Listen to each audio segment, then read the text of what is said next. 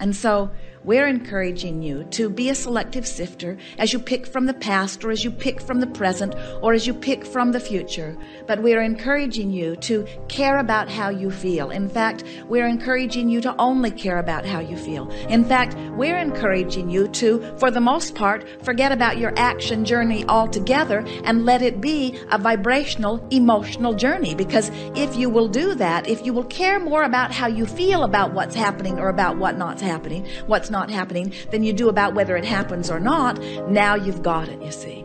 So someone says to you, how are you coming on that goal that you've been talking about? And you say, it's right on track.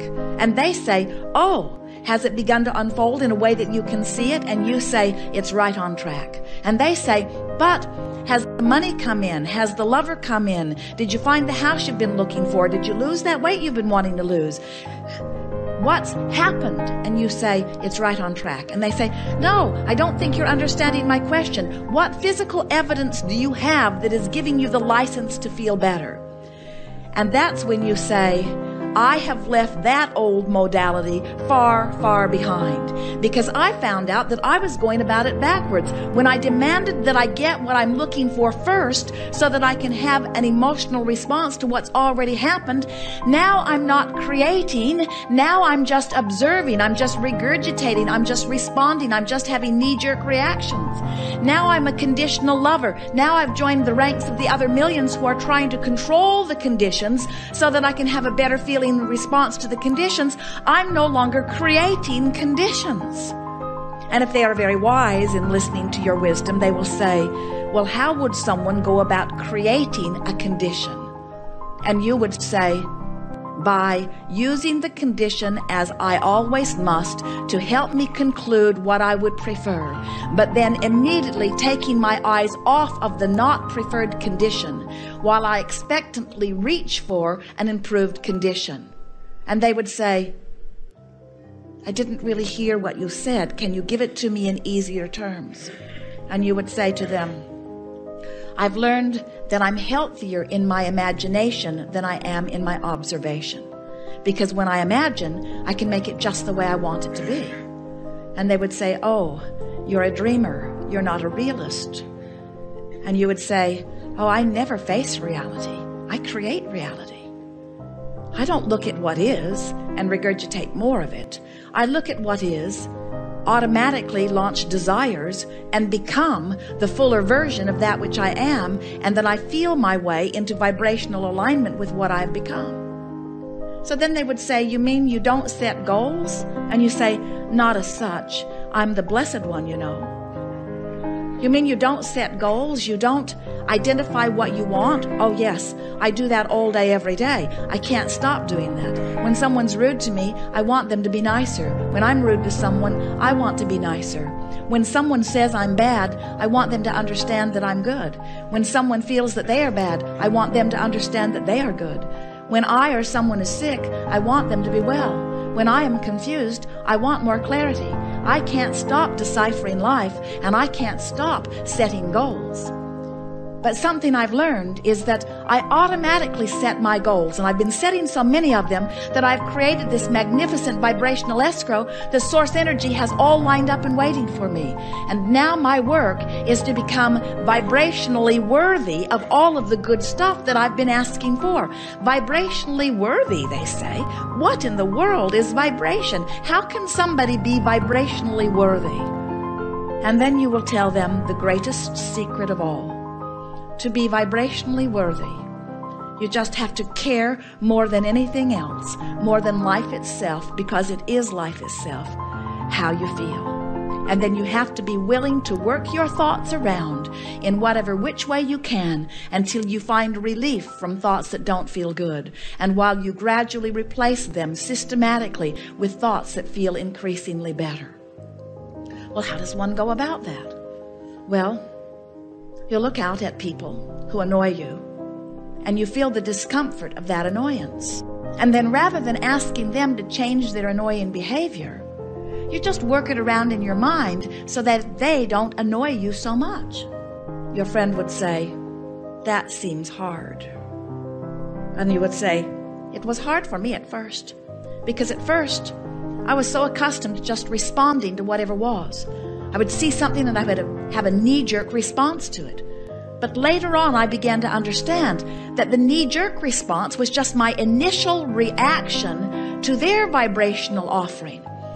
And when I saw things that did not match who I am, I felt the discord of it. But then I became aware that I didn't need them to understand me, or to understand my needs or wants, or to agree with them in order for me to feel better. And in that acknowledgement came my first and my true recognition of my power and of my freedom. When I discovered that I no longer needed one other person on the planet to be even a little bit different in order for me to feel the way I wanted to feel, I found instant freedom, and I found something else. I found an ability to love them anyway. And when I found that I could love them anyway, I returned to the true nature of my being. And without even knowing I was doing it, I closed the gap between me, and I began to be the source energy being in a physical body that I was born to be. And then, as far as I am concerned, you can tell your friend, then I had my first real birth, where all that I was meant to be was focused with me in this moment. And then your friend might say to you, digging through horrible things that have happened even in this day somewhere on the planet, you mean you can look at this wretched experience and you can find joy and love in it? And you say, no, I can't look at things that are horrible and feel good. But by practicing looking at things that feel good, the horrible things don't show up in my life. I have to look pretty hard to find them. Law of attraction doesn't bring me the horrible things when I've tuned myself to the well-being things. And then say to your friend, and anyway, as I look out into this world, there's way more that's going really, really well than is going really, really wrong. Do you know how hard we have to look to scrape up the bad stuff? Who was it that decided that it was our job to find all of the problems and solve them? I found it, you can say to your friend, to be utterly overwhelming. And so I began to tune myself to the good things of life. And more, I am so tuned to the good things of life that only the good things of life show themselves to me. And then your friend might say, don't you feel a little guilty living such good life when there are others who don't? And then you say to your friend, I found out that I could not get sick enough to help sick ones get well. And I could not get poor enough to help poor become prosperous. And I could not find enough confusion to help others be clear.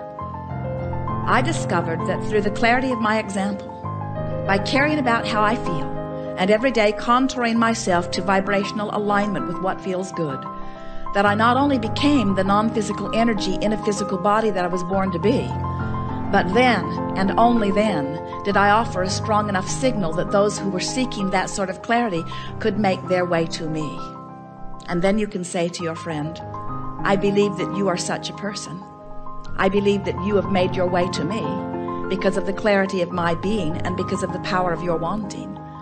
I do not believe that if you did not have something for me and I did not have something for you, that we would even be having this interaction. Law of attraction has put us together for a reason. And then your friend might say, are you saying to me that you have all of the answers to all of the questions and that you are the only one who knows what's right, and that I should try to figure out what it is that you are living, and I should try to copy your life experience and believe as you believe and do as you do? And you will smile and say, no, not at all. I am not here to tell you what to do or to guide your experience.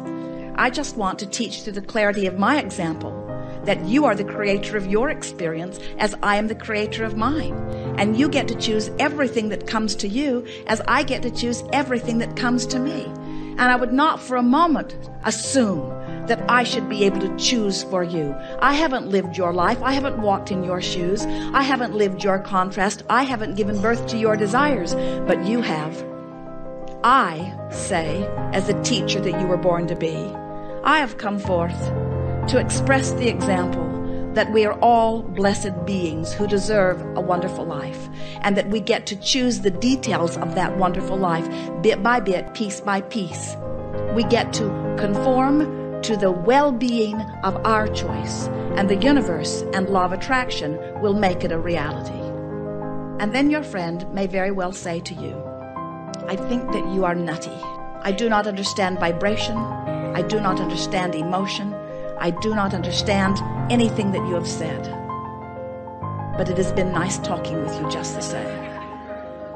And you will say to your friend, I have enjoyed this interaction immensely, because I understand who we all are, and I think that life is supposed to be good. And if this conversation has helped you to reach a little bit more for something that feels good to you, then I think that we've had a very good moment together. But what you do is totally up to you. And friend, you will say, in any event, I absolutely adore you. Whichever way it goes, never question my love for you.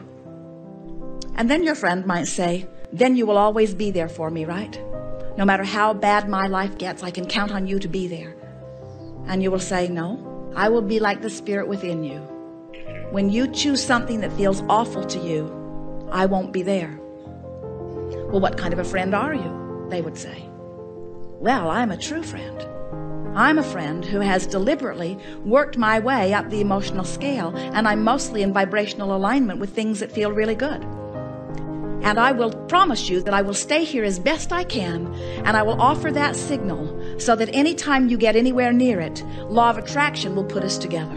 And so I would like to make this promise to you, my friend. You will say to your friend, you will find me when you are feeling best. When you are loving yourself most, I'll be there. When you are loving me most, I'll be there. When you are loving life most, I'll be there. When you are loving your government most, I'll be there. When you are loving your experience in the moment, I'll be there. But what if I need you? What if I find myself in a horrible place?